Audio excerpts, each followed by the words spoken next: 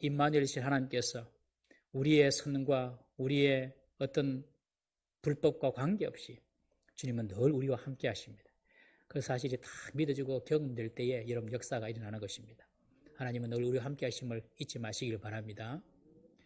저는 이 본문 말씀을 가지고 믿음의 사람은 다툼을 멈춘다라는 제목으로 은혜를 나누고자 합니다. 우리가 한 2주 동안 감사주일을 준비하면서 감사에 관한 설교를 들었습니다. 지금 코로나하고 또 여러 가지로 힘들고 어려운 가운데서 교회도 모든 사회가 다 위축되고 힘든 가운데 있는데 우리 교회 성도님들도 많이 좀 빠지기도 하시고 또 교회에 드리는 헌금도 좀 위축도 되고 뭐 그런 가운데 있습니다. 그런데 참 감사하게 지난 주일날 추수감사주일날 드렸는데 여러분들 예산을 100% 초과했어요. 제가 뭘 느꼈냐면 감사는 내 형편, 내 물질하고 그게 관계 있는 게 아니구나. 감사는 정말 감사의 마음으로 하나님께 드리는 거구나. 여러분 감사로 하나님께 나오는 자들 하나님께서 기억하시고 하나님께서 여러분들을 축복하실 줄 저는 확신합니다. 우리 교회는 참 감사가 많은 교회구나. 그런 결과를 보고 저는 마음으로 참 감사했습니다. 여러분들의 삶에 더 큰 감사가 있기를 주의 이름으로 축원합니다. 이제 다시 창세기로 돌아가서 창세기 강해를 보고자 합니다. 하나님께서는 당신의 언약의 백성을 세우시기 위하여 첫사람 아브라함을 부르십니다. 여러분 저와 여러분들이 아브라함의 영적인 후손입니다. 다 영적으로 혈통적으로는 아니지만 영적인 다 후손이에요. 하나님을 믿고 예수 그리스도를 구주로 믿는 그 영적인 후손들입니다. 하나님께서 그 영적인 이스라엘을 만들기 위하여 아브라함을 먼저 부르셨습니다. 아브라함은 하나님이 주시겠다고 약속한 그 가나안 땅에 도착을 했죠. 그런데 그 가나안 땅에 기근이 찾아왔습니다. 당장 먹고 사는 문제가 해결이 안 되는 그런 지경에 이르렀습니다. 그때 아브라함은 하나님의 뜻을 묻지도 아니하고 알아서 애굽으로 내려가지요. 애굽에 내려가서 애굽에서 그 기근을 피해 보려고 내려갑니다. 하나님께 묻지 않았습니다.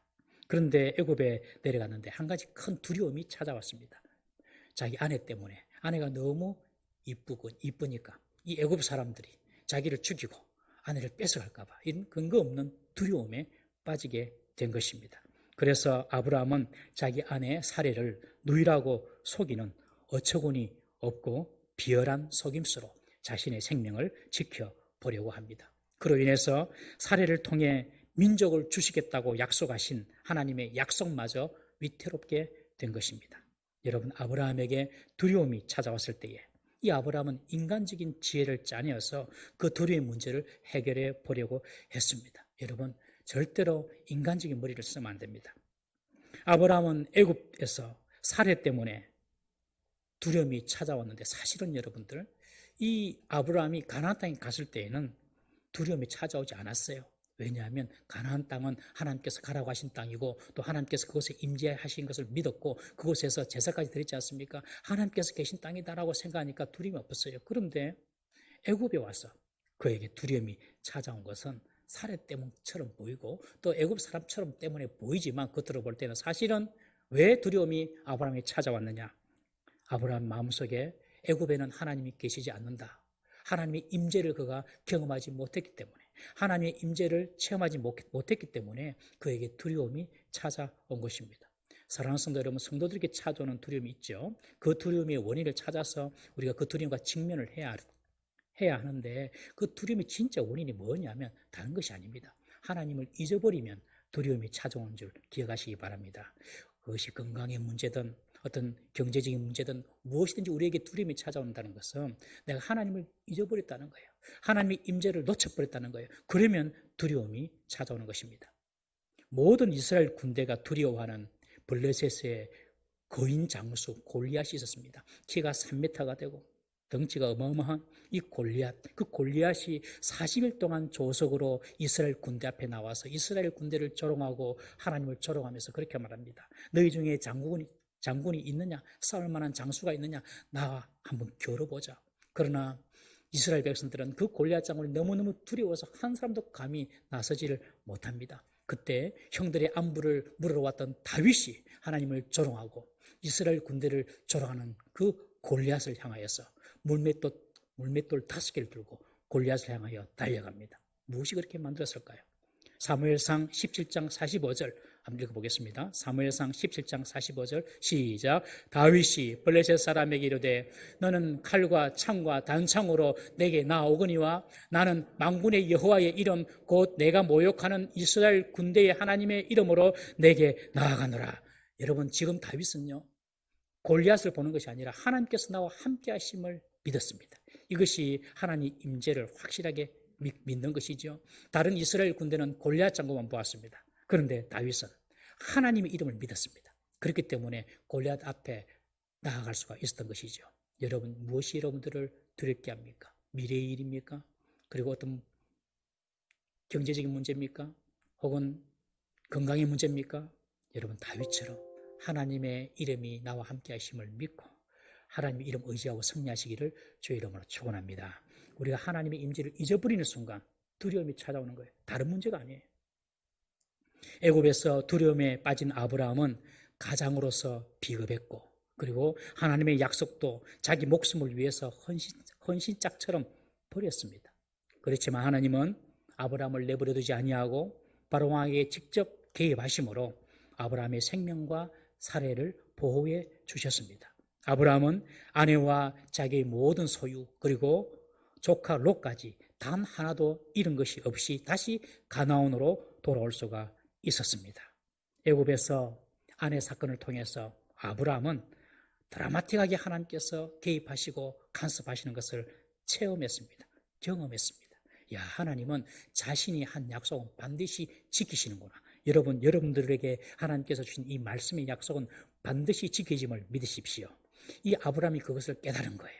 야, 하나님께서 당신이 나와 하신 약속은 내가 파기하더라도 하나님은 그 약속을 이루시는구나.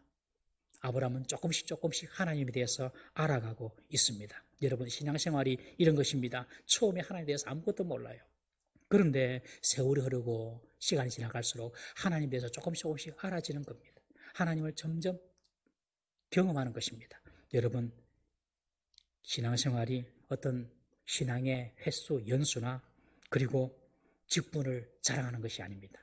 신앙의 자랑은 나를 통하여 역사하시고 나를 도와주시고 나와 함께 하셨던 그 하나님을 자랑하는 것이 신앙의 자랑인 줄 믿으시기를 바랍니다. 하나님을 만난 경험이 있어야 됩니다. 누가 여러분들에게 당신 어떤 하나님 믿어요? 그러면 나는 이런 하나님을 믿습니다 라고 여러분들이 말씀할 수가 있어야 하는 것입니다. 아브라함은 애굽에서 자신을 지켜주시는 그 하나님을 체험하고 다시 이제 가나안 땅으로 올라왔습니다. 오늘 본문에 보면 네게브라고 기록하고 있는데 이 네게브는 가나안 지역의 남부 지역입니다. 그리고 베델과 아이 사이, 그 사이에서 하나님께 다시 제단을 드립니다. 그곳이 어떤 곳이었습니까? 처음 가나안 땅에 들어왔을 때에 하나님께 제사를 드린 곳이에요. 그곳에서 다시 제사를 드립니다. 무슨 말입니까?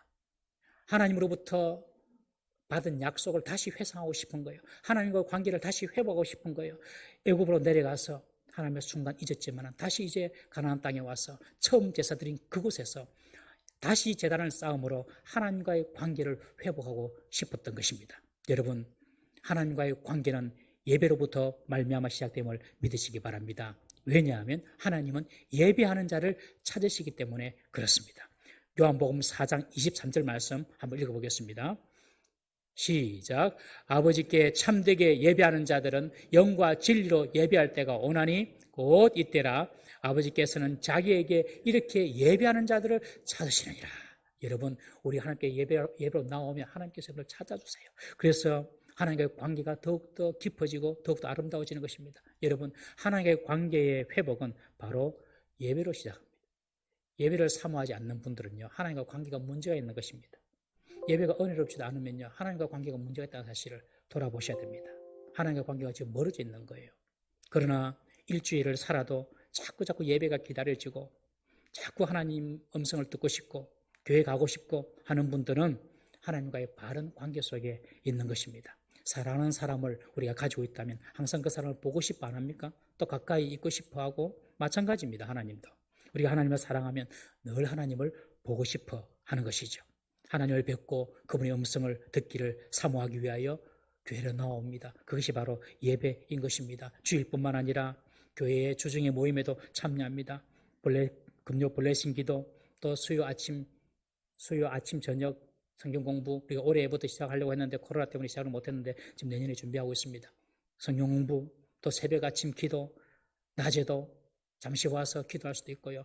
늘 주님의 교회가 사모가 되고 또 하나님께 나아가서 기도하고 싶고 이런 사람이 하나님과 관계가 바르게 되어 있고 하나님을 사랑하는 사람입니다. 여러분, 교회를 사랑하는 사람이 하나님을 사랑하는 사람인 줄 믿으시길 바랍니다. 여러분들 교회 지나가다가 그냥 훅 지나가지 마시고 오늘 내가 하나님께 한번 기도하고 가야겠다 해서 본당에 오셔서 한번 짧게라도 기도하시고 교회를 자주자주 찾는 우리 성도 될 수 있기를 주의 이름으로 축원합니다.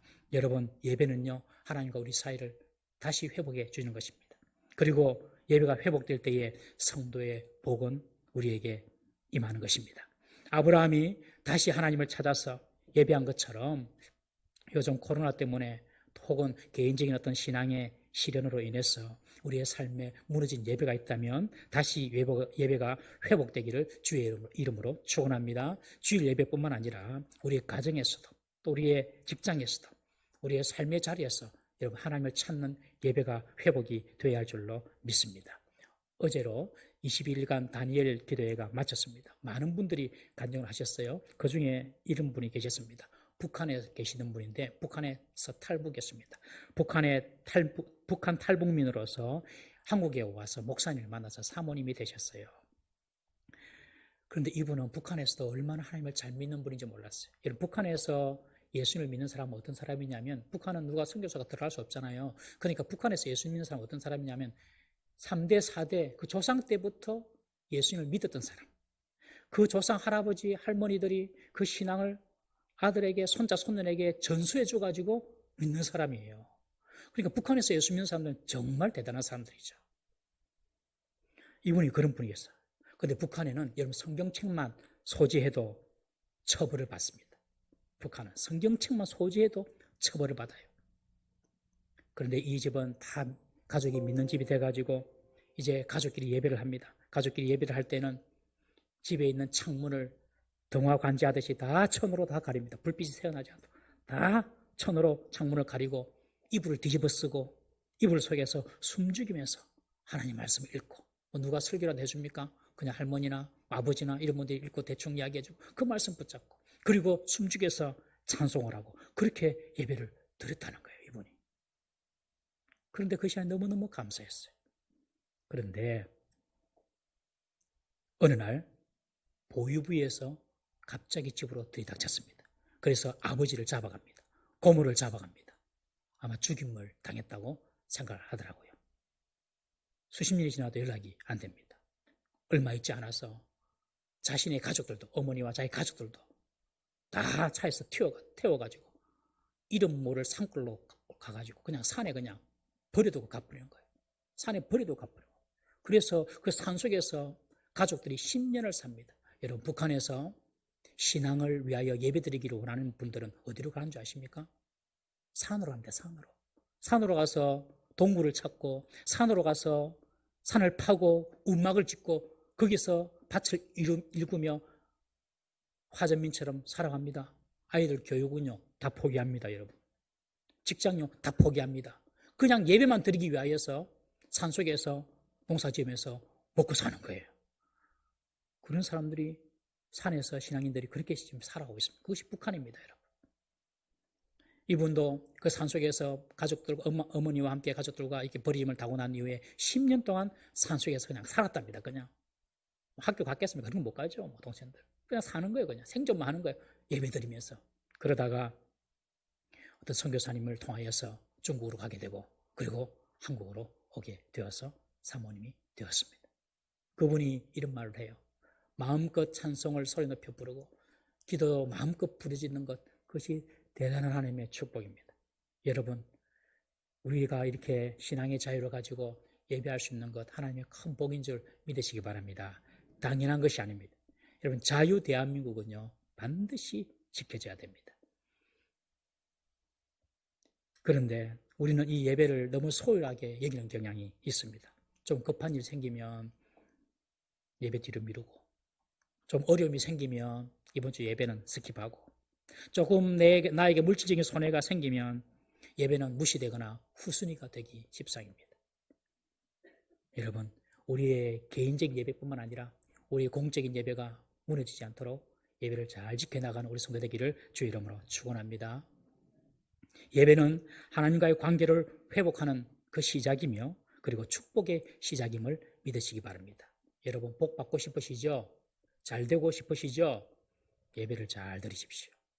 우리 학생들 있잖아요. 학생들 잘 되고 싶으시죠? 예배를 포기하고 공부할 생각하지 마세요. 여러분 다니엘이 지혜를 얻었는데 자기가 공부해서 지혜를 얻었습니까? 솔로몬이 지혜를 얻었는데 훈련해서 지혜를 얻었습니까? 여러분 그냥 하나님께서 위에서 부어주신 것입니다. 하나님께서 그냥 부어주신 지혜예요. 여러분 우리 학생들 예배생활 잘해야 됩니다.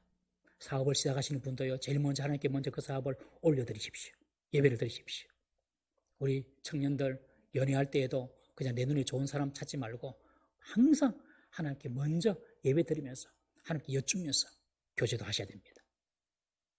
우리의 새로운 일을 시작하고 그리고 우리의 인생이 새롭게 변화되기를 원한다면 여러분 예배로 반드시 나오셔서 하나님을 만나시기를 주의 이름으로 축원합니다. 우리의 삶의 환경이 새롭게 바뀌었어요. 그러면 하나님 이곳에 하나님의 복을 부어 주옵소서라고 반드시 예배하셔야 됩니다. 아브라함은 다시 애굽에서 가나안 땅으로 와서 제일 먼저 하나님께 예배드립니다. 하나님과의 관계를 지금 회복하고 싶은 것입니다. 그런데 시간이 흐르자 예상치 않은 다툼이 생깁니다. 아브라함과 조카 롯의 목자들이 싸우는 것입니다. 여러분 유목 생활을 했던 아브라함과 롯에게 있어서 가축들은 가장 중요한 재산이었죠. 그 가축들을 유지하기 위해서는 반드시 목초지가 필요했습니다. 그런데 그 땅에는 아브라함과 롯 두 사람의 가축들을 먹일 만한 이제 땅이 부족하게 되었어요. 왜냐하면 가축의 수가 불어났기 때문에 그렇습니다. 게다가 거기에는 아브라함과 롯만 있었던 것이 아니라 가나안 사람들 그리고 브리스 사람들 그러니까 가나안 원주민들도 함께 살고 있었어요. 그러니까 땅이 좁았던 것이죠. 소유는 많아지고 땅은 좁아지고 그러니 지금 아브라함의 사람과 조카 롯의 사람이 싸우는 것입니다.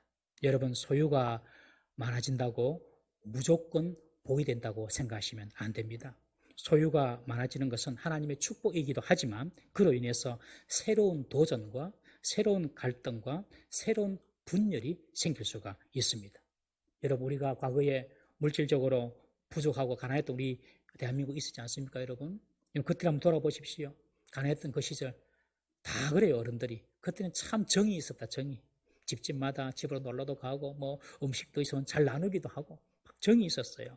그런데 좀 잘 살만해지니까 집마다 담벼락부터 높아집니다. 여러분 자기 사생활 지킨다고 남이 들어올 틈도 안 주고 자기가 남의 도움을 필요하지 않으니까 자신도 남에게 신경도 안 쓰고 도움을 안 줍니다.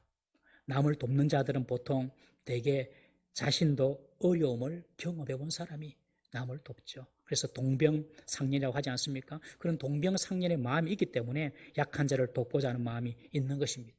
여러분 가족 간에도 옛날에는 가난하게 살 때는 방 한 칸, 두 칸 그렇게 살 때에는 막 다투고 싸우더라도 밤에는 한 방에서 같이 자야 되니까 다 자면서 그냥 풀어버리는데 요새는 이 방, 내 방, 지방 다 있으니까 다 지방으로 들어가가지고 또 텔레비도 뭐 한 대만 있습니까? 한두 대 방마다 다 있으니까 TV 보면서 그냥 이야기도 안 하고 가족 간에도 여러분 이런 시대로 우리가 사는 것입니다. 여러분 더 부유해지기 시작했을 때에 다툼이 생기지 않도록 조심하시기를 바랍니다. 우리나라 재벌들 보십시오. 재벌들 형제들 사이에 사이 좋은 재벌이 어디 있습니까? 다 사이가 안 좋아요. 다 서로서로 싸워요. 여러분 아브라함도 롯도 그들의 소유의 풍부함 때문에 갈등과 다툼이 일어났던 것입니다. 갈등과 다툼이 어떤 거대한 문제가 아닙니다. 신앙적인 어떤 다른 신앙적인 문제라든지 혹은 다른 거창한 문제가 아니었어요. 겨우 자기 양떼, 자기 소떼에게 물과 더 좋은 풀 먹이려고 다투는 것입니다. 사람은요 거대한 명분 때문에 싸우는 것 같죠. 절대 그렇지 않습니다. 거의 대부분이 자기 이익 때문에 다투는 것입니다. 좀 더 벌고 덜 벌고 더 가지고 덜 가지고 하는 문제 때문에 다투는 것이죠. 다툼의 원인이 좀 더 얻으려는 그런 물질의 문제였다는 것입니다. 여러분 얼마나 슬픕니까? 지금 가족들 좀 더 먹이려고 삼촌과 조카 사이가 벌어지는 것입니다. 부모와 자식 관계도 그렇고요. 부부 관계도 그렇고요. 성도와 하나님과의 관계도요. 물질적인 이득을 좀 보려고 관계가 틀어지는 경우가 있습니다, 여러분. 간혹 성도들이 예수를 모르는 친지나 가족들에게 인정을 받지 못하는 경우가 있습니다, 여러분. 그때 여러분들 곰곰이 생각해 보셔야 돼요. 왜 내가 믿지 않는 가족이나 친지들에게 인정을 받지 못하는가? 정말 내가 예수를 믿는다는 그 복음 때문에, 믿음 때문에 그런가? 아니면 다른 이유가 있는가? 한번 살펴보셔야 돼요. 특히 경제적인 욕심이나 나의 자존심 때문에 사람들이 나를, 믿지 않는 사람들이 나를 싫어하는 것은 아닌가 한번 생각해 보셔야 돼요. 제가 군대에서 어떤 장교에게 전도를 합니다. 예수 믿으십시오. 전도를 하니까 그 장교가 하는 말이, 목사님, 교회 가고 싶은데 교회 안 갈 거예요. 그러더라고요. 교회는 가고 싶은데 교회는 안 간대. 그게 무슨 말씀입니까? 자기 형님이 교회 장로입니다. 자기는 차남인데, 자기 형님이 교회 장로인데, 형님이 장로되고 난 이후에 제사는 다 자기 몫이라는 거예요. 제사는. 집에서 드리는 제사는 다 자기 몫이에요. 그리고 장로라고 제사 때에 코빼기도 안 보이고 제사상 차리는데도 10원 한 장 안 보태 주더랍니다. 자기는 장로기 때문에 어떻게 그 귀신에게 제사하는 곳에 가냐? 자기 장로 자존심 지킨다고 오지도 않고, 또 제사 지내는데 드는 비용이 또 만만치 않게 드는데 돈 한 푼 안 보태주고, 저는 그랬어요. 교회 안 갈랍니다. 그러더라고요. 여러분, 우리가 이익 챙긴다고, 내 물질적인 이익 챙긴다고, 혹은 내 자존심 챙긴다고 우리가 우리 때문에 복음을 가리는 것은 아닌지 우리가 살펴봐야 할 줄로 믿습니다. 이 조카 롯과 아브라함이 이 물질 문제 때문에 지금 싸우는 거예요. 여러분, 하나님과의 관계도 물질적인 이익을 따르다가 파괴될 수가 있습니다. 좀 더 벌고 좀 더 소유하려고 하나님의 법을 무시할 수도 있고요. 그리고 예배도 소홀할 수가 있는 것입니다. 여러분, 얼마나 많이 소유했느냐가 중요한 것이 아니라 그것이 의미하는 바가 무엇인가를 돌아보아야 하는 것이죠. 그 소유가 여러분과 하나님과의 관계를 더 공고히 하고 사랑하는 사람들에게 유익을 주는 그런 풍부함이 된다면 얼마나 그것이 유익하고 축복입니까, 여러분? 여러분들 다 모든 부분에 있어서 특별히 소유의 부분에 있어서 풍부하기를 바랍니다. 그러나 여러분들 그 풍성함이 하나님과의 관계를 더 아름답게 만들고 여러분들의 그 풍부함을 통하여서 다른 사람들에게 그 복이 흘러가는 은혜가 있기를 주의 이름으로 축원합니다. 그것이 진짜 복이죠. 목자들의 다툼을 보고 아브라함이 먼저 롯에게 가서 그 다툼의 문제를 해결하려고 합니다. 여러분 한번 생각해 보십시오. 아브라함은 삼촌이고 아버지 같은 삼촌이죠. 그리고 조카 롯이 있는데 문제가 생겼어요. 그들의 목자가. 그럼 누가 먼저 움직여야 됩니까? 당연히 롯이 움직여야 되죠. 롯이 다투고 있는 목자들 불러가지고 뭐 때문에 그러노?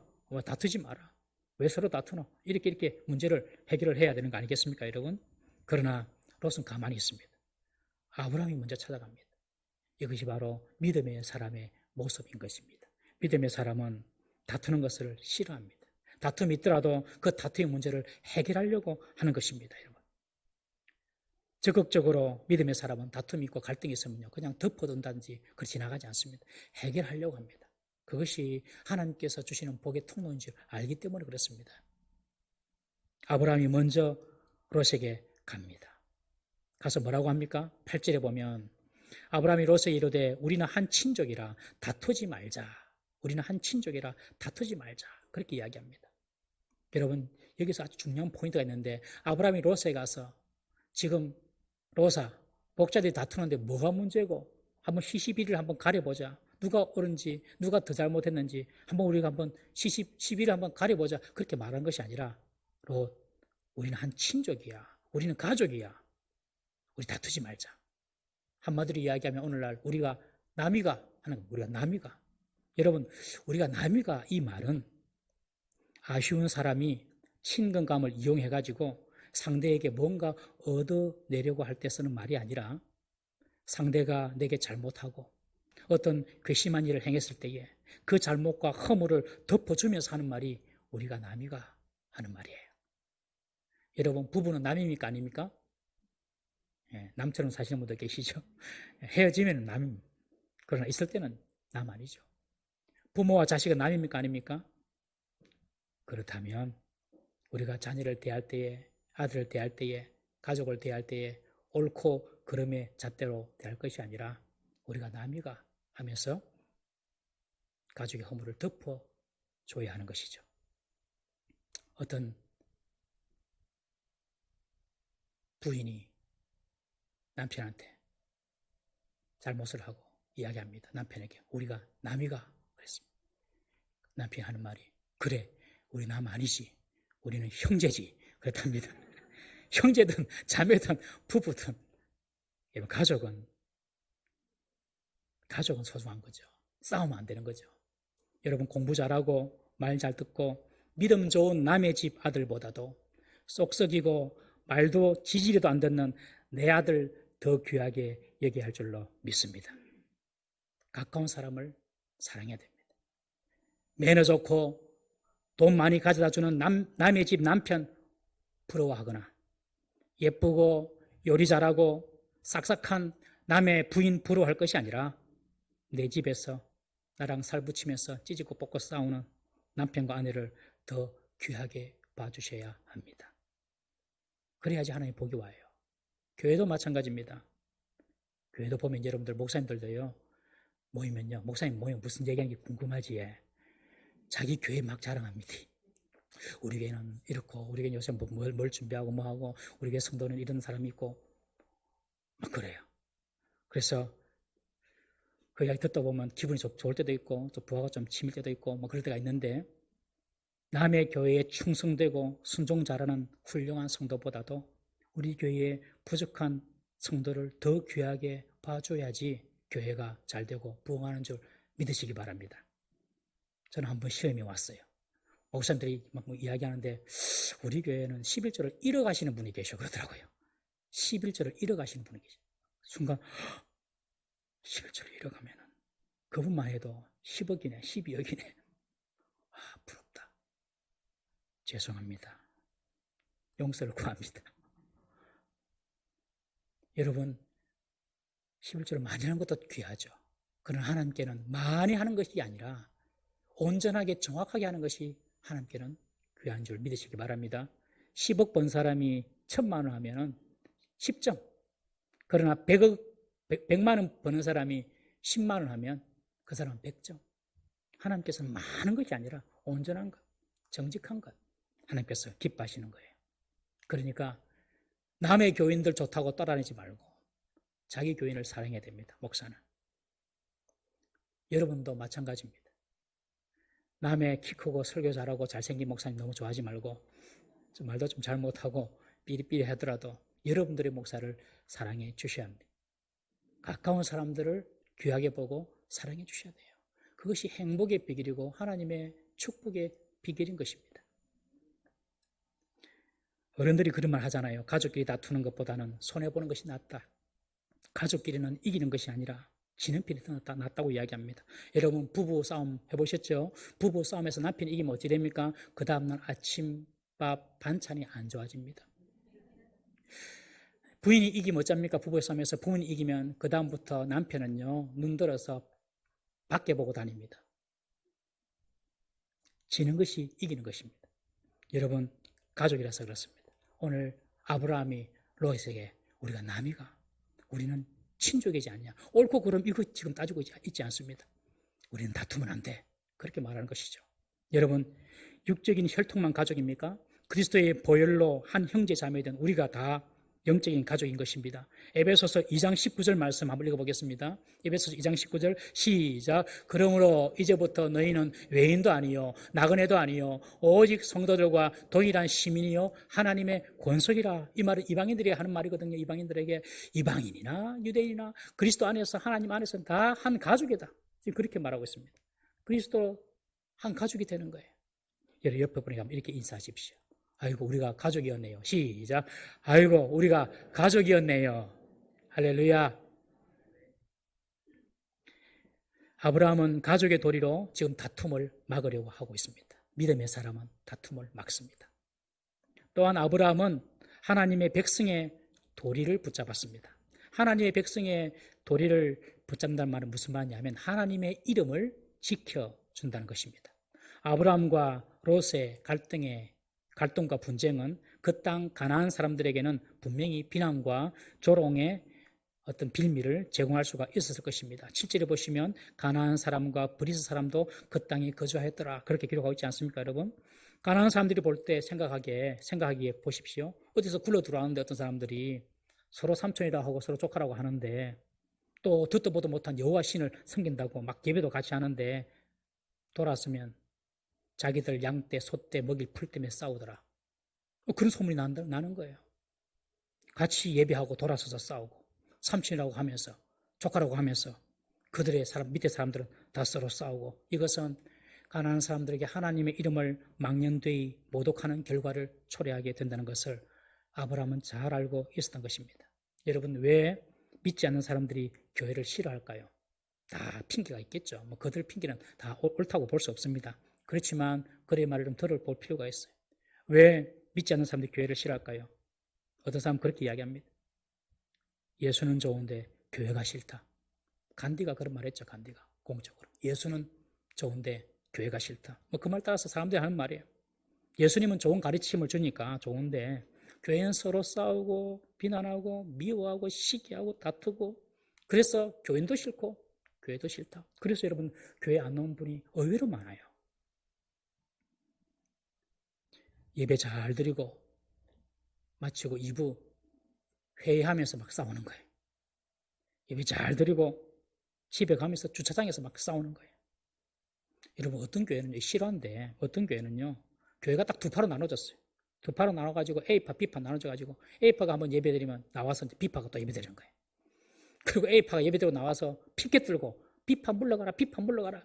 B파는 A파 예배 드릴 때 또 피켓 들고 A파 물러가라, A파 물러가라. 여러분 한 교회에서 다 아주 거리에 그 동네 사람들 다 보는데 이것은 교회를 사랑하는 것이 아닙니다, 여러분. 성도끼리도 마찬가지입니다. 절대로 성도에 대해서 어떤 다른 좋지 않은 마음을 가지고 비난하고 모함하고 그 사람들을 비평하지 마시기를 주 이름으로 부탁드립니다. 주님의 교회를 그냥 찢는 거예요, 그것은.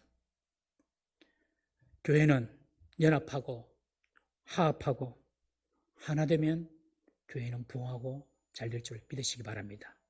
여러분, 교회가 잘 되면요, 여러분의 개인의 삶도 잘 되고 여러분의 가정도 복을 받습니다. 예수 믿는 사람들은 어쩔 수 없어요. 복은 그 통로로 올 수밖에 없는 거예요, 교회는. 복은. 교회의 연합과 화합을 위해서 수고하고 애쓰는 우리 성도에게를 주 이름으로 축원합니다. 화평케 하는 자를 하나님께서는 반드시 그의 자녀로 불러주시고 그 수고와 눈물의 복을 내려주십니다. 아브라함은 하나님의 이름을 지키기 위하여서 우리 다투지 말자. 지금 그렇게 말을 하고 있습니다. 믿음의 사람은 하나님의 이름에 관심이 있습니다. 아브라함은 이 롯과의 갈등과 분쟁과 다툼을 해결하기 위하여서 롯에게 찾아가서 그렇게 말합니다. 우리가 남이지 않느냐, 남이지 아니지 않느냐, 가족이지 않느냐. 그리고 하나님의 이름의 명예를 걸고 다투지 말자라고 지금 말을 하고 있습니다. 그리고 아브라함은 그 해결 방법이 소유가 많으니까 이제 헤어져야 되겠다 이렇게 생각을 하고 롯에게 말합니다. 오늘 본문에 보면 롯에게 네가 좋아하면 나는 우하고 네가 우하면 나는 좋아할게. 무슨 말입니까? 롯, 네가 좋은 땅이 있으면 네가 먼저 찾아가. 그럼 나는 다른 곳 갈게. 아니면 네가 이곳이 좋으면 이곳이 있어. 나는 그럼 또 다른 곳 갈게. 이 선택의 우선권을 롯에게 먼저 주는 거예요. 여러분, 이 롯이 어떤 사람입니까? 아버지 하란이 있었는데 하란이 갈대아 오르에서 죽었습니다. 그래서 삼촌이자 이 아브라함을 아버지처럼 섬기고 아버지를 따라온 거예요. 그러다가 하란 땅에 있으면서 잠깐 머물 때에 그 하란 땅에서 할아버지 데려가 죽습니다. 또 다른 삼촌 라홀은 그 하란 땅에 머뭅니다. 그러나 롯은 나홀 삼촌 따라 안 가고 나는 아브라함 삼촌 따라가야지 하고 아브라함 따라서 가나안 땅에 왔어요. 가나안 땅에 와서 아브라함처럼 소도 많아지고 양도 많아지고 부하게 되었습니다. 누구 따라왔습니까? 롯이 아브라함 따라왔죠. 그럼 우선권은 누구에게겠습니까? 당연히 아브라함에게있죠. 그런데 아브라함은 자신의 우선권을 딱 내려놓습니다. 자신의 기도권을 딱 내려놓고 롯에게 롯, 우리가 다툼을 방지하기 위해서 네가 좋은 것을 먼저 선택해. 나머지 그 중에서 내가 선택할게. 여러분, 갈등의 해결은 윗사람이 아랫사람에게 먼저 다가가는 그런 것입니다. 그리고 갈등의 해결은 우선권을 가진 자가 자신의 권리를 양보하고 희생할 때에 이루어지는 것입니다. 하나님과 우리 인간 사이에도 마찬가지입니다. 인간이 하나님의 말씀에 불순종함으로 범죄하여서 하나님과의 관계가 파경에 이르고 인간은 하나님의 진노 아래서 심판받을 수밖에 없게 되었습니다. 그럼에도 인간은 스스로 교만하여서 하나님을 대적하고 하나님을 무시하고 하나님을 경배하지도 않고 자기를 경배하며 자기를 최고의 자리에 높이며 살아갑니다. 이런 인간의 오만과 교만, 그 인간의 오만과 교만을 보시고 심판하시려고 진노하시는 하나님, 그 사이에 우리 예수님께서 오셔서 하나님과 인간의 화평이 되셨습니다. 에베소서 2장 14절에서 16절 말씀 한번 읽어보겠습니다.